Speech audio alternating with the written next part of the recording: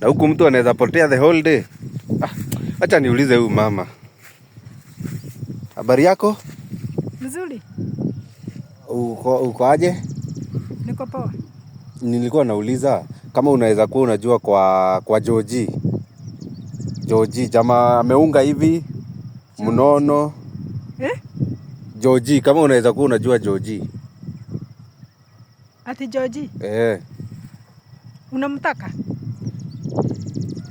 Nilikuwa nakuuliza kama unaweza kuwa unajua kwa Joji. Ukinielezea tu mahali huko mimi nitasaidika.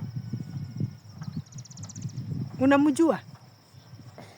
Mimi namjua. Ndio nakuuliza kama unaweza kuwa unajua kwake. Hapa nilikuja kitambo hakukuwa kumejengwa. Sasa huko nyumbani tuko na matanga. Sasa nimetumwa nikuje nimtafute sababu hata namba alibadilisha. Unajua kwa Joji, hiyo tu ndio swali. Joji? Anakaaje? Ni jamaa mnono hivi, kibonge. Kibonge jamaa mnono hivi, anapenda t-shirt ya red. Ni yeye ni wa Man U. Joji. Joji? Ako na bibi? Ako na bibi na watoto 6. Na mwingine nasikia alikuwa anapata chusi tu. Joji, kama ni huyo? Huyo kibonge. Anakojoka kwa kitanda?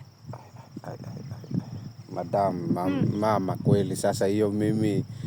Juu yule Joji naona anapika kwa na bibi yake. Cheki, unajua Joji, mimi sasa mambo ya kukojoa kwa kitanda sijui kupigwa. Joji anapika kwa na bibi yake juu ya kukojoa kwa kitanda. Mama, unajua kwa Joji ama sasa mimi kama uwezi nielezea niambie tu niulize mtu mwingine. Ndio nasema kama ni huyo Joji. Kama ni huyo unataka. Kuna hata mwingine. Lakini huyo hana bibi. Mwenye natafuta ako na bibi, anapenda mambo ya kanisa sana na ako na watoto. Hapana. Huyu Joji hajaoa. Ndio nasikia ati ni mwalimu wa praise and worship kanisani. Ni huyo unataka? Nimesema ameoa. Ameoa. Na kwa nini inakuwa story? Wewe unajua Joji, ungenielezea tu hiyo story ishi. Na mbona wewe hujui kwake? Kutojua kwangu ndio maana nakuuliza. Wewe unamjua? Unajua kwake? Is a yes or no? Kama ni huyo anapigwa na bibi yake, unajua siwezi kuelezea ni wapi. Usipata ndio anapigwa.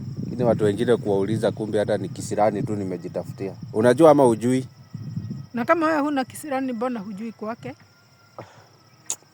Sawa. Wacha nikatafute hata naweza mweka kwa Google. Sijui hata watu wengine. Hii Kenya watu wako na depression.